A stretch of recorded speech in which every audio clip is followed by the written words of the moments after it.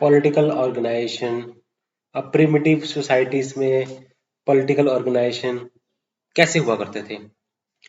आज के टाइम में फॉर्मल पॉलिटिकल सिस्टम है, पॉलिटिकल स्ट्रक्चर है, लॉज हैं, रूल्स हैं, कॉन्स्टिट्यूशन है। कॉन्स्टिट्यूशन हमारा रिटन कॉन्स्टिट्यूशन है और लार्जेस्ट कॉन्स्टिट्यूशन है पूरे वर्ल्ड का। बट प्रिमिटिव सोसाइटीज में, ट्राइबल सोसाइटीज में रूल्स एंड रेगुलेशंस होते हैं, but informal rules and regulations का पालन किया जाता है और लॉ एंड ऑर्डर भी उन्हीं के रूल्स, इनफॉर्मल रूल्स के द्वारा ही इम्प्लीमेंट किए जाते हैं। अब वेरियस फॉर्म्स हैं पॉलिटिकल की। सबसे पहले आता है बैंड।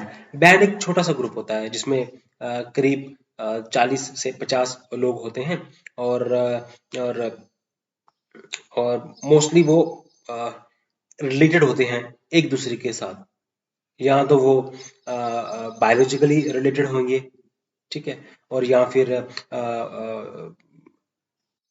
एफिनल रिलेशनशिप होएगा उनमें, या कॉन्सैंग्यूनियस रिलेशनशिप होएगा, जहाँ एफिनल रिलेशन होएगा उनमें। तो बैंड एक कंपैरेटिवली छोटा ग्रुप है। Tribe, band band band group को मिला के, दो तीन बैंड ग्रुप जब एक साथ हो जाते हैं तो उनको हम बोलते हैं ट्राइब। ट्राइब एक कंपैरेटिवली बड़ा ग्रुप होता है बैंड के साथ, ठीक है। तो इनके जो रूल्स हैं फॉर्मल है, इनफॉर्मल है, ठीक है। लॉ एंड ऑर्डर ये भी मेंटेन करते हैं, ठीक है, बट इन फॉर्मल तरीके से। उसके बाद अगला पॉलिटिकल ऑर्गेनाइजेशन आती है चीफडम। चीफडम होता है कि एक एक चीफ होता है, ठीक है, और वो उनके अंडर में बहुत सारे लोग होते हैं, ठीक है। इसमें फॉर्मल लीडरशिप होता है। अब बैंड और ट्राई में लीडरशिप होती है लेकिन वो इनफॉर्मल होती है, ठीक है। अब चीफडम में फॉर एग्जांपल मेट्रोबारिएंड आइलैंडर्स हैं मेलानेशिया में, वहां पे चीफडम होता है, वहां पे उनका एक चीफ होता है, एक फॉर्मल लीडर होता है। वो लॉ एंड एडमिनिस्ट्रेशन को इम्प्लीमेंट करता है, ऑर्डर को इम्प्लीमेंट करता है, ठीक है। और वो इनका जो पॉलिटिकल ऑर्गेनाइजेशन है, रिलीजन का उस पे एक अच्छा खासा इम्पैक्ट होता है। रिलीजियस, इनके जो रिचुअल्स होते हैं, रिलीजियस रिचुअल्स, कस्टम्स होते हैं, ट्रेडिशंस होते हैं, तो वो एक इंपॉर्टेंट रोल प्ले करते हैं इनके पॉलिटिकल स्ट्रक्चर में, ठीक है। देन उसके बाद किंगडम आता है। किंगडम भी एक पॉलिटिकल ऑर्गेनाइजेशन है जिसमें मोनार्की होती है, किंग हेड होता है, उसके नोबल्स होते हैं, मंत्रीज होते हैं, मिनिस्टर्स होते हैं, और वो लॉ एंड एडमिनिस्ट्रेशन को फॉलो करते हैं। कुछ हद तक फॉर्मल रूल्स होते हैं, रेगुलेशंस होती हैं, जिससे लॉ एंड ऑर्डर एडमिनिस्ट्रेशन को देखा जाता है। उसके बाद स्टेट। स्टेट हो गया, जैसे आज का जो पॉलिटिकल सिस्टम है, हम कह सकते हैं स्टेट पॉलिटिकल सिस्टम है। स्टेट पॉलिटिकल सिस्टम में फॉर्मल लीडरशिप होता है, डेमोक्रेसी भी हो सकती है और ऑटोक्रेसी भी हो सकती है। स्टेट पॉलिटिकल लीडरशिप में फॉर्मल रूल्स एंड रेगुलेशन होते हैं, रिटन फॉर्म में होते हैं rules regulation, laws written form में होते हैं, और लॉ एंड एडमिनिस्ट्रेशन एक प्रॉपर एक एक प्रॉपर वे में किया जाता है, ठीक है। अब पावर, अथॉरिटी, लेजिटिमेसी क्या होती है? पावर क्या है? पावर होती है कि एक एबिलिटी किसी शख्स में कि वो अपने डिसीजन से, अपने कोई भी एक्शन से दूसरों को इन्फ्लुएंस कर सके, पावर, ठीक है। और जब पावर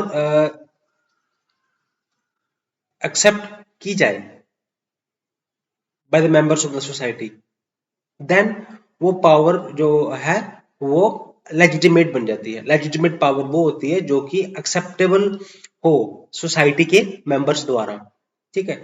और और जब लेजिटिमेसी भी हो और पावर भी हो, then it is called authority. So what is authority? Authority means the legitimate power to influence the people. Now social control क्या होता है? Social control एक एक एक रिचुअल्स कस्टम्स के द्वारा एक सोशल ऑर्डर मेंटेन किया जाता है प्रिमिटिव सोसाइटीज में, ट्राइबल सोसाइटीज में, बैंड में, ट्राइब्स में, चिफडम में। तो लॉ एंड जस्टिस किस तरह से वहां पे मेंटेन किया जाता है? लॉ एंड जस्टिस एक सिंपल सोसाइटीज में ओथ टेकिंग सेरेमनीज हो जाती है। किसी ने कोई इलीगल एक्टिविटी की है या क्राइम किया है तो उसको ओथ लेने के लिए कहा जाता है, ठीक है। उसको बोला जाता है कि अब लेपर्ड की स्किन के ऊपर बैठो और ओथ लो कि मैंने ये क्राइम नहीं किया है। अगर वो ओथ ले लेता है, ठीक है, अगर वो सच, उनका ये मानना है कि अगर वो सच बोल रहा है तो उसको कोई हार्म नहीं होगा।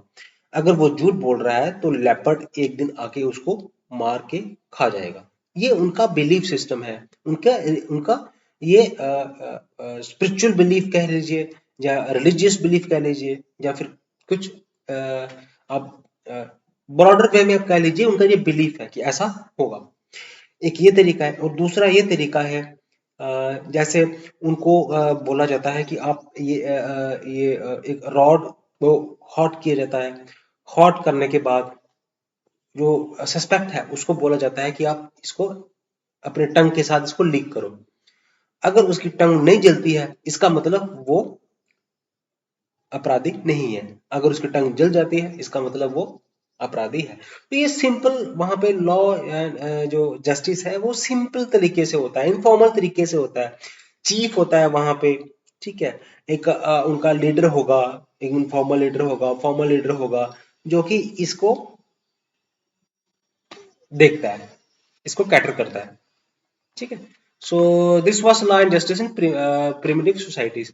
देन उसके बाद रिलीजन। रिलीजन क्या है? बेसिकली रिलीजन है basically belief in the supernatural being, supernatural forces के ऊपर बिलीव करना, या कोई ऐसा ऑब्जेक्ट जिसपे कोई जिसके अंदर कोई अद्भुत शक्ति है उसके ऊपर बिलीव करना, ठीक है। बिलीव करना सन की पावर के ऊपर, पर्टिकुलर ट्री की पावर के ऊपर बिलीव करना, सुपर नेचर के ऊपर बिलीव करना, ठीक है। बिलीफ सिस्टम होना, इसको हम बोलते हैं रिलीजन। तो वेरियस फॉर्म्स थी रिलीजन्स की इन ट्रिबेटिव सोसाइटीज। आज भी ट्राइबल सोसाइटीज में इस तरह की जो है वो बिलीफ सिस्टम फॉलो किया जाता है। अब पहले हम देखो अ, किस एंथ्रोपोलॉजिकल अप्रोचेस कौन कौन से हैं रिलीजन को स्टडी करने के, ठीक है। पहला है एवोल्यूशनरी अप्रोच। एवोल्यूशनरी अप्रोच इसके जो schools of thought, evolutionary schools of thought के जो मेन एडवोकेट्स थे वो थे ईबी टाइलर, जेम्स फ्रेजर, ठीक है। तो इन्होंने कहा कि रिलीजन सबसे पहले सोसाइटी में मैजिक आया। मैजिक आया, मैजिक सोसाइटी पहले मैजिक पे करते थे लोग। Black magic, white magic.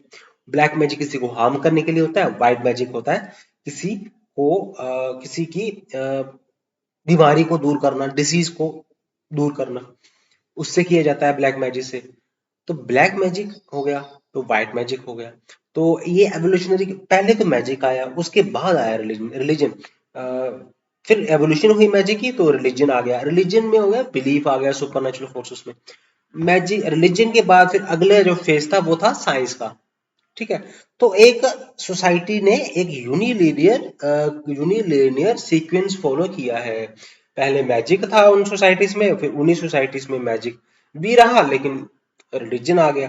फिर रिलीजन आया, रिलीजन के बाद फिर आगे जो है वो आगे वो चले गए इसमें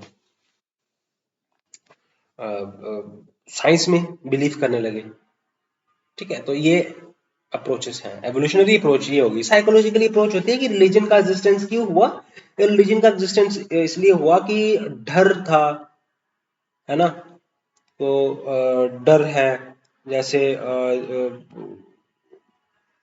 जंगली जानवरों से डर होना, नेचुरल कैलामिटी से डर होना, फ्लड्स से डर होना, थंडर स्टॉर्म से डर होना। तो इन डर को दूर करने के लिए रिलीजन आई एग्जिस्टेंस स्टेट पे। ये कहना था साइकोलॉजिकल। और फंक्शनल अप्रोच कहती है कि रिलीजन क्यों आई। रिलीजन का एवोल्यूशन हुआ इसलिए हुआ क्योंकि रिलीजन एक various function performs various functions. वो फंक्शंस हो सकते हैं, सोशल ऑर्डर हो सकता है, एक यूनिटी हो सकता है, एक रिलीफ प्रोवाइड करता है रिलीजन। तो ये कारण थे रिलीजन के उत्पन्न होने के।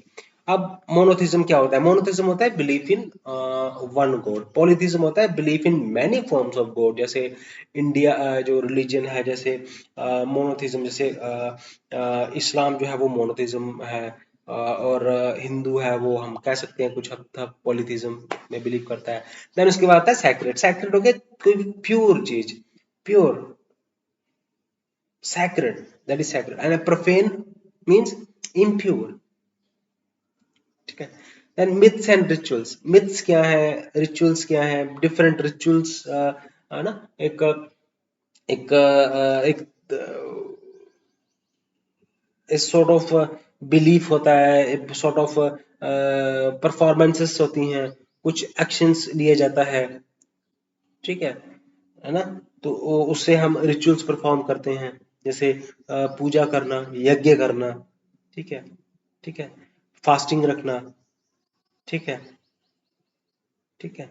डिफरेंट पीरियड ऑफ ईयर है उनके बीच में फास्टिंग करना, ये रिचुअल्स है। रिचुअल्स किस तरह से मिथ्स आ गया, जैसे बिलीव करना एक सुपर नेचुरल बीइंग के ऊपर। सो इमेजिन करना सुपर नेचुरल बीइंग को, वो सुपर हीरोज जैसे हो गया, है ना।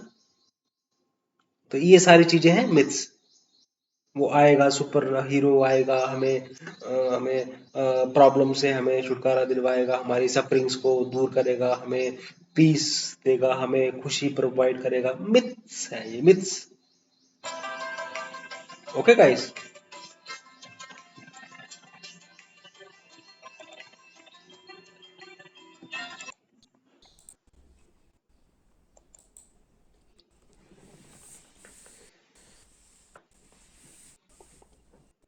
अब रिलीजन देखो, ट्राइबल सोसाइटीज में पीसेंट सोसाइटी है। पीसेंट हो गया जो डोमेस्टिकेशन में करते हैं एनिमल्स का, या फिर फार्मिंग करते हैं, एग्रीकल्चर प्रैक्टिस करते हैं, कल्टीवेशन करते हैं क्रॉप की। तो उन सोसाइटीज में किस तरह की रिलीजियस बिलीफ्स होते हैं। पहले आता है एनिमिज्म। एनिमिज्म होता है कि बिलीफ एक सुपर नेचुरल बीइंग है, कोई सुपर नेचुरल पावर है जो कि हमें कंट्रोल करती है, जो कि हमारे सफरिंग्स को दूर कर सकती है, जहाँ हमें हानि पहुंचा सकती है अगर हम गलत काम करेंगे। दूसरा होता है animatism. Animatism means belief belief in the power of something supernatural being। Supernatural being पे हमें बिलीव करते हैं। आप सुपरनेचुरल फोर्सेस पे बिलीव करते हैं या सुपरनेचुरल बीइंग पे बिलीव करते हैं। देन आता है फेटिसिज्म। फेटिसिज्म होता है कि एक हम ऐसे एक ऑब्जेक्ट हो गया, ऑब्जेक्ट में हम मानते हैं कि इस ऑब्जेक्ट में बड़ी एक अद्भुत शक्ति होगी, सुपर नेचुरल पावर होगी, तो हम उस ऑब्जेक्ट की वर्शिप करने लगते हैं। That is called fetishism. ठीक है। जैसे स्वॉर्ड हो गया, स्वॉर्ड की वर्शिप करना, तो स्वॉर्ड को हम फैटिसिज्म कह सकते हैं। तो नेचुरलिज्म हो गया। नेचुरलिज्म हो गया कि हम सन की वर्शिप करते हैं, हम मून की वर्शिप करते हैं, हम अर्थ की वर्शिप करते हैं, या ट्री की वर्शिप करते हैं। That is called naturalism, mean belief in super natural beings.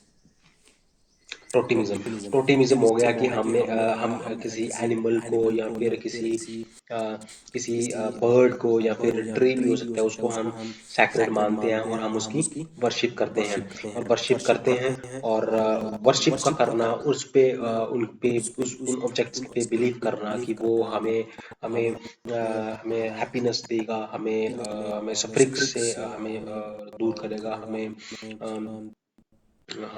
हमारी बीमारी को दूर करेगा, तो that is called as totemism. अब ठीक है, तो ये बिलीफ है ट्राइबल सोसाइटीज में या फिर पीजन सोसाइटीज हैं या जो प्रिमिटिव सोसाइटीज हैं उनमें अभी भी ये बिलीफ प्रेजेंट है। आज की मॉडर्न सोसाइटीज में भी हम कहीं ना कहीं देखते हैं, हम सन की वर्शिप करते हैं, हम मून की वर्शिप करते हैं, ठीक है। तो ये एक एग्जांपल है नेचरिज्म इसे फॉर्म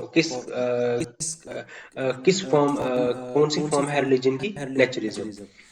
ठीक है, हम सुपर नेचुरल फोर्सेस पे बिलीव करते हैं, तो ये बीइंग पे बिलीव करते हैं। तो जैसे अ, कोई साधु है, कोई ठीक है, कोई प्रीस्ट है या कोई और ज्ञानी, हम उसकी पावर पे ऊपर बिलीव करते हैं, दैट इज कॉल्ड एनिमेटिज्म, ठीक है। देन टोटेमिज्म है वो ये प्रैक्टिसेस मॉडर्न सोसाइटीज में भी रूरल एरिया में मॉडर्न सोसाइटीज में अभी भी ये प्रेवलेंट है चीजें। Then comes religion, magic and science. तो रिलीजन डिस्कस किया, belief in supernatural power. Magic हम क्या करते हैं, हम कुछ एक्शंस करते हैं, कुछ एक्टिविटीज करते हैं, या तो हम अपने सफरिंग्स को दूर करने की कोशिश करते हैं, अपने लिए कुछ अच्छा करने की कोशिश करते हैं, या दूसरों को हानि पहुंचाने की कोशिश होती है मैजिक में। तो साइंस मीन्स साइंस हम एक्सपेरिमेंटेशन करते हैं, हम उसको एम्पिरिकली वैलिडेट करते हैं, हम सर्च करते हैं, ठीक है। तो हम ये साइंस होता है, तो दैट इज डिस्टिंग्विश। तो magico religion functionaries, so there are various magico religion functionaries, ठीक है। बिफोर दैट हम मैजिक की बात करते हैं, ब्लैक मैजिक होता है, वाइट मैजिक होता है। वाइट मैजिक हम भले के लिए इस्तेमाल करते हैं, हम गुड के लिए इस्तेमाल करते हैं, सोसाइटी के पीस के लिए हम करते हैं परफॉर्म मैजिक, या किसी पर्सन की को सफरिंग से निकालना हो उसके लिए प्रैक्टिस करते हैं। और ब्लैक मैजिक होता है कि किसी पर्सन को हार्म करना है, किसी सोसाइटी को हानि पहुंचानी है, उसके लिए ब्लैक मैजिक किया जाता है। तो ब्लैक मैजिक के दो प्रिंसिपल्स हैं, लॉ ऑफ कॉन्टैक्ट, ठीक है। तो एक होता है कि कोई चीज अगर कांटेक्ट में है, जैसे क्या करते हैं कि हम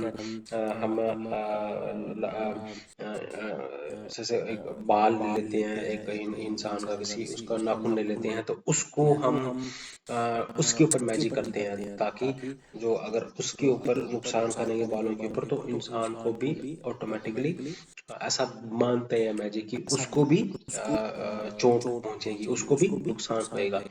या फिर एक कोई डरावना सा वो स्टैच्यू बनाते हैं, उसको उसके ऊपर जादू करते हैं, मंत्र करते करते हैं, ठीक है।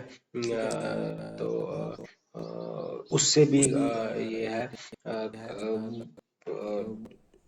हार्म पहुंचाना, उसमें एम होता है। Then there are various magico religion functionaries. सबसे पहले आते हैं प्रीस्ट। प्रीस्ट का एक स्टेटस होता है सोसाइटी में, उसको एक अच्छी नजर से देखा जाता है और वो सफरिंग्स दूर करता है सोसाइटीज की। शमान, शमान भी क्या होता है कि शमान को एक स्टेटस तो नहीं होता, वो एक कोशिश करता है मैजिक के जरिए या फिर किसी उस माना जाता है कि उसके अंदर सुपर नेचुरल पावर है, वो किसी की बीमारी को दूर कर सकता है, किसी को हानि भी पहुंचा सकता है। तो दैट इज कॉल्ड शमान। तो शमान का जो है वो इतना थोड़ा डर भी होता है, लेकिन प्रीस्ट से डरते नहीं हैं लोग। प्रीस्ट को एक पॉजिटिव वे में देखते हैं, शमान को पॉजिटिव में भी देखते हैं और नेगेटिव वे में भी देखते हैं। मेडिसिन मैन होता है कि जो हर्ब्स के जरिए, जो जड़ी बूटियों के जरिए जो बीमारियों को दूर करने की कोशिश करता है। सॉर्सरर हो गया, सॉर्सरर हो गया कि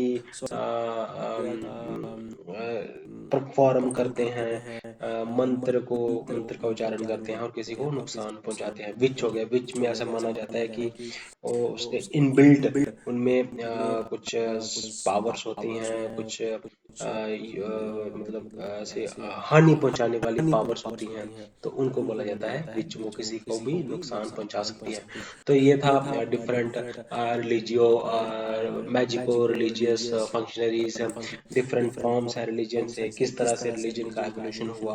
ठीक है, पहले कैसे मैजिक आया सोसाइटी में, मैजिक प्रैक्टिस का करते थे लोग, या करने लगे लोग। उसके बाद धीरे धीरे एवोल्यूशन हुई रिलीजन की, फिर रिलीजन प्रैक्टिसेस को अडॉप्ट किया गया, रिचुअल्स को अडॉप्ट किया गया, डिफरेंट जो ओरल जो थे कस्टम्स थे उनको अडॉप्ट किया गया। इसको इसके इसे क्यों अप्रोचेस, डिफरेंट एंथ्रोपोलॉजिकल अप्रोचेस कौन कौन सी है इसमें, एंथ्रोपोलॉजिकल अप्रोच कौन कौन सी है, जैसे साइकोलॉजिकल अप्रोच है, फंक्शनल अप्रोच है, एवोल्यूशनरी अप्रोच है। तो ये चीजें मैजिक में रिलीजन में पड़ती हैं। तो ये था सारा प्रिमिटिव सोसाइटीज में किस तरह से रिलीजन को प्रैक्टिस किया जाता है। Okay guys.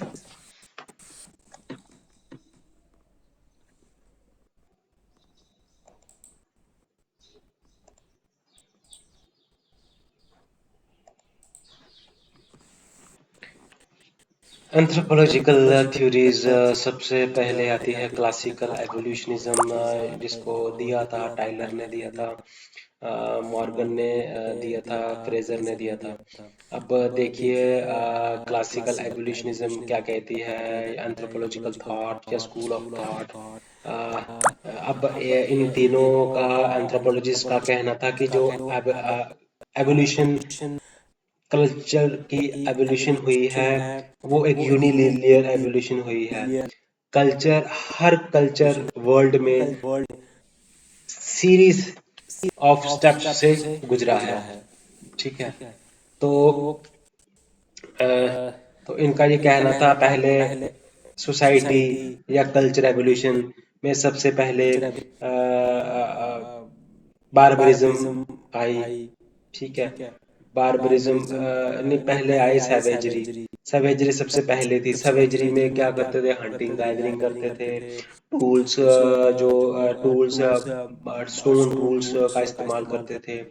और उसके बाद आई बारबरिज्म। बारबरिज्म में क्या हुआ, एग्रीकल्चर की प्रैक्टिस हुआ करती थी, क्रॉप को उगाते थे, एंड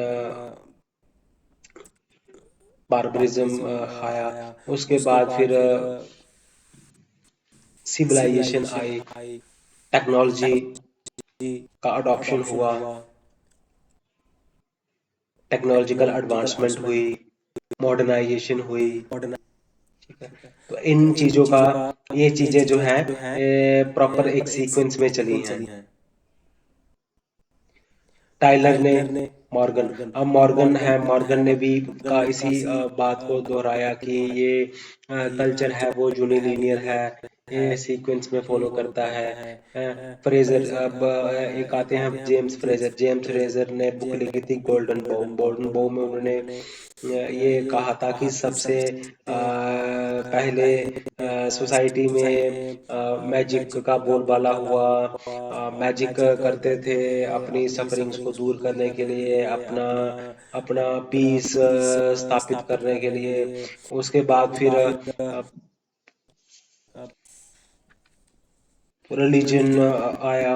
रिलीजन सुपरनेचुरल बीइंग पे, सुपरनेचुरल फोर्सेस को मानते थे, उसको शांत करने के लिए रिचुअल्स कैरी आउट करते थे। उसके बाद फिर साइंस आई, एडवांसमेंट आई, टेक्नोलॉजी आई, तो उसमें नई नई चीजों का आविष्कार हुआ।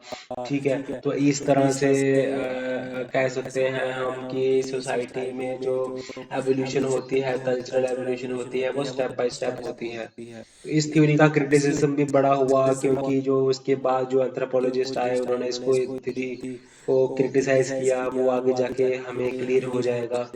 उसके बाद आता है हिस्टोरिकल पर्टिकुलरिज्म। हिस्टोरिकल पर्टिकुलरिज्म ये इसके एडवोकेट थे फ्रांस बोस। फ्रांस बोस ने कहा कि कल्चर को हमने उसी के कॉन्टेक्स्ट में स्टडी करना चाहिए, कोई भी कल्चर सुपीरियर या इंफीरियर नहीं होता, है ना। अगर हम कल्चर को कंपेयर करेंगे तो हम ये बताएंगे कि हमारा कल्चर सुपीरियर है, सब दूसरे का कल्चर इंफीरियर है। तो ये जो बायसनेस है, ये चीज होनी नहीं चाहिए।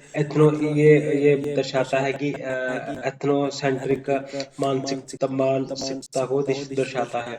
तो कल्चरल रिलेटिविज्म होनी चाहिए, सोसाइटी को उसी के कॉन्टेक्स्ट में सोसाइटी वो कैसे किस सर्कमस्टांसिस में वो सोसाइटी की एवोल्यूशन हुई, है ना, कैसे का एनवायरनमेंट था जिससे वहाँ के कल्चरल प्रैक्टिसेस वैसे हैं जिस तरह के होने होते हैं वहाँ पे। ये चीजें जो हैं जो है फ्रांस बॉस ने इन चीजों के ऊपर फोकस ले किया था।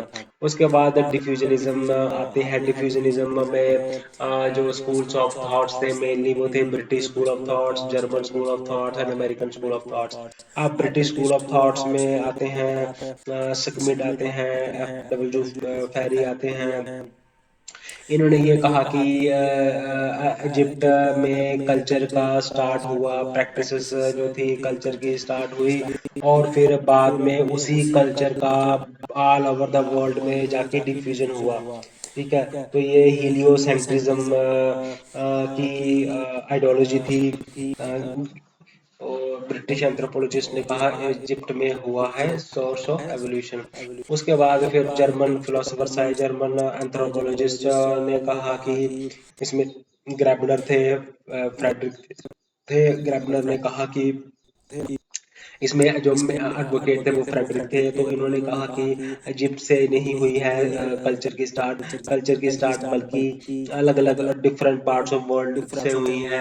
तो इन्होंने एक कंसेप्ट दिया कल्चरल सर्कल, कल्चरल एरिया का कंसेप्ट दिया कि जहाँ से कल्चर का ओरिजिन हुआ, उसके बाद से फिर आगे कल्चर का एवोल्यूशन हुआ, अलग अलग वर्ल्ड के अलग अलग पार्ट्स में जाके कल्चर को फिर वो प्रैक्टिस किया गया, कल्चर को ट्रांसमिट किया गया, फिर कल्चर को प्रैक्टिस किया गया। वो कैसे हुआ? वो माइग्रेशन से हुआ। जब कांटेक्ट में आए एक सोसाइटी के लोग, जब दूसरी सोसाइटी के कांटेक्ट में आए, तो क्या हुआ? एक ट्रांसफॉर्मेशन हुई कल्चर की, एक कल्चर प्रैक्टिसेस की अदला बदली हुई। ठीक है, उसके बाद जब अमेरिकन स्कूल ऑफ थॉट्स आए, अमेरिकन स्कूल ऑफ थॉट्स के मेन एडवोकेट्स थे क्रोबर। ठीक है, क्रोबर और स्मिथ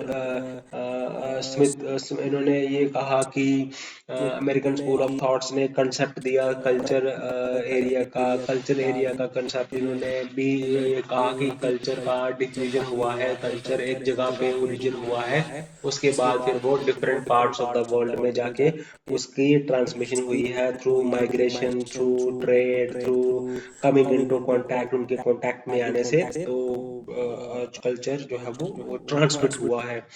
ठीक है, तो ये एक फंक्शनलिज्म का कंसेप्ट था। फंक्शनलिज्म को भी क्रिटिसाइज किया गया, है ना, डिफ्यूजनिस्ट को भी क्रिटिसाइज किया गया, क्योंकि उसके बाद जो एंथ्रोपोलॉजिस्ट आए उन्होंने कहा कि नहीं जी, ये यूनिलीनियर फैशन नहीं है कल्चर की एवोल्यूशन, और ना ही डिफ्यूजन से हुआ है कल्चर की एवोल्यूशन। ये तो तो उसके बाद आए स्ट्रक्चरल ये फंक्शनलिज्म आया। फंक्शनलिज्म जो दिया था वो दिया था मेलिनोस्की ने कहा कि कल्चर का ओरिजिन इसलिए होता है क्योंकि डिफरेंट फंक्शंस को परफॉर्म करता है कल्चर।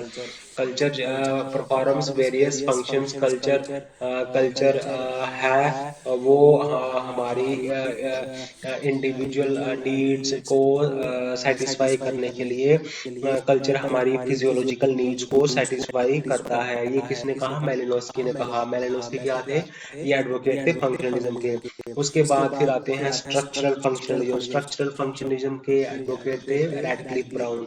रेडक्लिफ ब्राउन ने उसने जो मेलिनोस्की थे उन्होंने इंडिविजुअल नीड का सेटिस्फाई की बात की। इन्होंने कहा कि एक कल्चर, एक ऑर्गेनाइजेशन स्ट्रक्चर, कल्चर का जो स्ट्रक्चर है उनका उनका एम क्या होता है? उनका एम होता है ग्रुप की नीड्स को सेटिस्फाई करना। तो फ्रैड क्लिफ ब्राउन ने ग्रुप नीड्स को पे फोकस किया, सेटिस्फैक्शन की बात की, कल्चर सेटिस्फाई करता है सोसाइटी नीड्स को, क्योंकि इन्होंने कहा स्ट्रक्चरल फंक्शनलिज्म ने कहा, और फंक्शनलिज्म ने क्या कहा? जो मेलिनोस्की थे, इन्होंने कहा कि कल्चर है वो हम इंडिविजुअल नीड को सेटिस्फाई करने के लिए उसकी ओरिजिन होता है। स्ट्रक्चरलिज्म आया, उसके बाद फिर स्ट्रक्चरल फंक्शनलिज्म आया, उसके बाद फिर स्ट्रक्चरलिज्म आया। स्ट्रक्चरलिज्म के मेन एडवोकेट्स थे Edmund Leach and Levi Strauss. तो इन्होंने लेवी स्ट्रॉस और एडमंड लीच ने क्या किया? इन्होंने किनशिप की स्टडी की। इन्होंने कहा कि स्ट्रक्चरल को इन्होंने कल्चर के स्ट्रक्चर को या कल्चर के या किनशिप के स्ट्रक्चर को स्टडी किया। इन्होंने डिस्क्रिप्टिव दो तरह की फॉर्म्स को एक्सप्लेन किया, descriptive and classification kingship system को इन्होंने डिफाइन किया। इन्होंने मिथोलॉजी मिथ्स की स्टडी की। ठीक है, तो किंगशिप की स्टडी की, मिथ्स की स्टडी की। तो स्ट्रक्चरलिज्म का मेन फोकस था कि स्ट्रक्चर के ऊपर, स्ट्रक्चर है ना, स्ट्रक्चर है तो स्ट्रक्चर बनता है वेरियस सोशल इंस्टीट्यूशंस का फॉर्मेशन होती है, क्योंकि उनको क्योंकि उनको सेटिस्फाई उनको उनका काम होता है सोसाइटी में सोशल ऑर्डर को सेटअप करना। उसके बाद आते हैं culture and personality school of thought. इसमें सबसे पहले आते हैं रुथ बेनेडिक्ट। रुथ बेनेडिक्ट ने स्टडी की अपोलोनियन एंड डायोनीजियन कल्चर को स्टडी किया, और इन्होंने कहा कि कैसे कल्चर और पर्सनालिटी आपस में इंटर रिलेटेड है। कल्चर की जैसा कल्चर हो, जिस कल्चर में लोग रहते हों, वहाँ की कस्टम्स प्रैक्टिसेस को वो अडॉप्ट करते हैं, और वैसी ही उनकी पर्सनैलिटी बन जाती है। तभी एक एक सोसाइटी में लोग बड़े ही पीस लविंग से होते हैं, और दूसरी ही सोसाइटी में लोग एग्रेसिव होते हैं। या कहीं एक सोसाइटी में लोग मेहनती होते हैं, हार्ड वर्किंग होते हैं, दूसरी सोसाइटी में लोग लेजी होते हैं। तो ये सारा कुछ होता है वहाँ का कल्चर सेटअप के अकॉर्डिंग। रुथ बेनेडिक्ट ने कहा। उसके बाद मार्गारेट मीड आए। मार्गारेट मीड ने ट्राइबल सोसाइटीज की स्टडी की। इन्होंने ट्राइबल ग्रुप जैसे मंडूगमा, चंबाली, जरा पेश ट्राइबल सोसाइटीज की स्टडी की, और इन्होंने बताया कि किस तरह से कल्चर के इन्फ्लुएंस में आगे लोग अग्रेसिव बन जाते हैं, या फिर पीस लविंग बन जाते हैं, या फिर उनमें एक एंग्जाइटी सी रहती है। ये क्यों है ऐसा? ये कल्चर की वजह से ही होता है। उसके बाद रॉल्फ लिंटन आए। रॉल्फ लिंटन ने कहा कि इन्होंने स्टडी की स्टेटस के बारे में, इन्होंने स्टडी की रोल के बारे में। इन्होंने कहा कि सोसाइटी में स्टेटस है, रोल है सोसाइटी में, वो वो डिपिक्ट करता है हमारी पर्सनालिटी किस तरह की होएगी, कैसे हम बिहेव करेंगे, कैसे हम डिसीजन लेंगे, कैसे हम डिसाइड करेंगे कि किस को क्या, किसके साथ कैसे बात करनी है। तो उसके बाद आए कार्डिंगर एंड कूरा डू बॉस। कार्डिंगर ने बात की, इन्होंने बात की क्या बोलते हैं उसको, कार्डिंगर एंड कोरा डू बॉस ने बात की मॉडल पर्सनालिटी के ऊपर। इन्होंने कहा कि बेसिक पर्सनालिटी है वो ट्रेट कॉमन रहते हैं। तो मॉडल पर्सनालिटी को डिफाइन किया इन दोनों ने। ठीक है, उसके बाद न्यू एवोल्यूशनिज्म आए। न्यू एवोल्यूशनिज्म का दौर आया। स्कूल ऑफ थॉट्स आए। स्कूल ऑफ थॉट्स न्यू, इसके मेन प्रोपोगेट्स थे चाइल्डे था, वाइट था, स्टीवर्ट था, सालिन था एंड सर्विस था। तो क्या कहा चाइल्डे ने? गोल्डन चाइल्डे ने, आपको पता है गोल्डन चाइल्डे ने न्यूलिथिक रेवोल्यूशन का कंसेप्ट दिया था, क्योंकि इन्होंने आर्कियोलॉजिकल एंथ्रोपोलॉजी में बहुत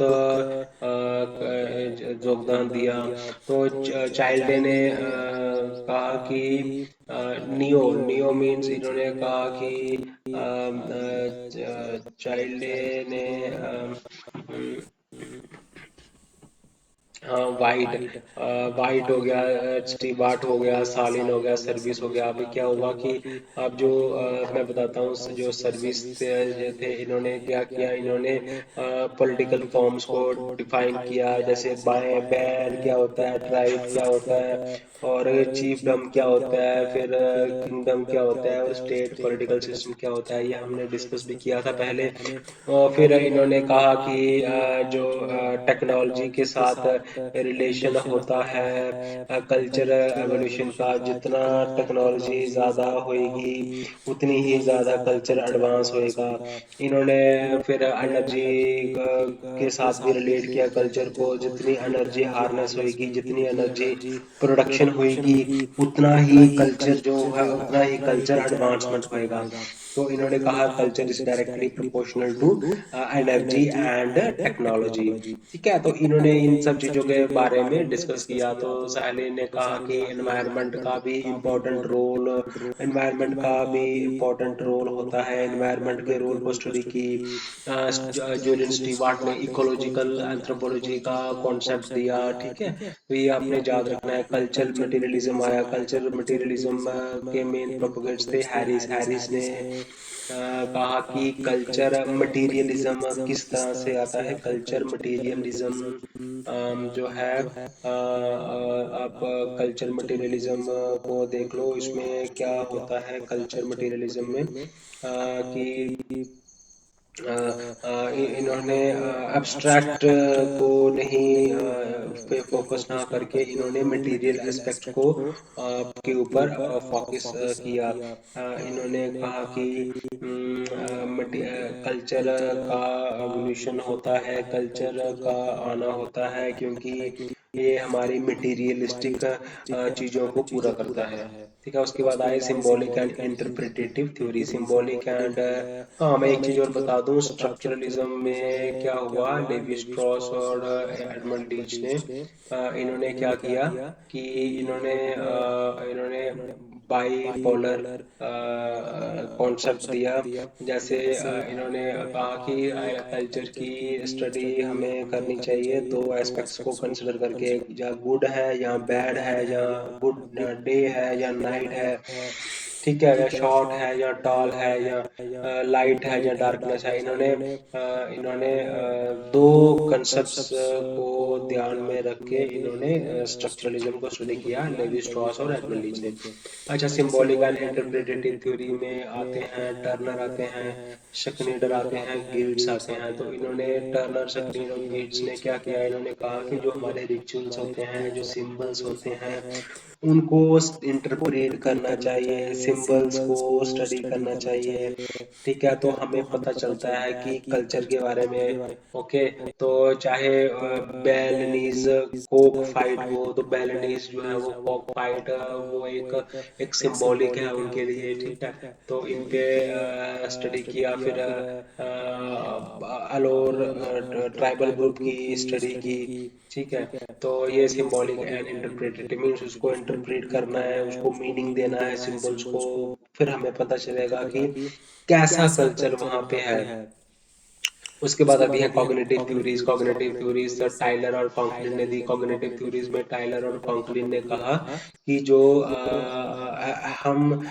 हम अपने अराउंड किसी भी ऑब्जेक्ट को हम परसीव करते हैं, उसको इंटरप्रेट करते हैं, और उसको एक मीनिंग असाइन करने की कोशिश करते हैं। ये है कॉग्निटिव थ्योरी, टाइलर एंड कॉन्कलिन। ये मैं आपको सम अप कर रहा हूँ, ब्रीफ में आउटलाइन है सभी थ्योरीज की। इसका जब डिटेल में पढ़ेंगे तो एक एक को कम से कम एक एक टॉपिक को 1 आवर का लॉन्ग ड्यूरेशन का वीडियो कॉलिंग होगी, वीडियो लेक्चर्स मैं तैयार करूंगा। I will trying my best for it. आप मेरे प्लीज मेरे चैनल को लाइक करें एंड सब्सक्राइब करें। एंड उसके बाद आता है कॉग्निटिव थ्योरीज, टाइलर एंड कॉन्कलिन की थ्योरीज होगी। उसके बाद पोस्ट मॉडर्निज्म आया एंथ्रोपोलॉजी में। अब पोस्ट मॉडर्निज्म क्या करते थे, इन्होंने ओवरऑल जितनी भी थ्योरीज थी, इन्होंने कहा कि ये थ्योरी सब्जेक्टिव हैं, सब्जेक्टिव हैं। तो जैसे पहले एंथ्रोपोलॉजिस्ट का मानना कि हमने ऑब्जेक्टिव स्टडी की है, तो हमने फील्ड डेटा कलेक्ट किया है, तो इन पोस्ट मॉडर्निज्म के कहा कि कोई भी थ्योरी बिल्डअप करते हैं तो उसमें ऑब्जेक्टिविटी की गुंजाइश कम होती है, सब्जेक्टिविटी की गुंजाइश ज़्यादा होती है, बायसनेस का होता है इशू। तो इन्होंने कहा कि फील्ड वर्क करना चाहिए एंथ्रोपोलॉजिस्ट को, एम्पिरिकल डाटा कलेक्ट करना चाहिए एंथ्रोपोलॉजिस्ट को। तो इन्होंने थ्योरीज को इन्होंने कहा कि थ्योरीज में सब्जेक्टिविटी तो होगी और थ्योरीज को कॉन्टिन्यूसली अपने आप को अपग्रेड करना चाहिए, मॉडिफाइड करना चाहिए, उसमें नॉलेज कॉन्टिन्यूस बेसिस पे उसमें नॉलेज ऐड ऑन करनी चाहिए। So guys, this was all about anthropological theories. Channel को लाइक करें, सब्सक्राइब करें एंड शेयर करें डियर गाइस। 40 मिनट बढ़ गए।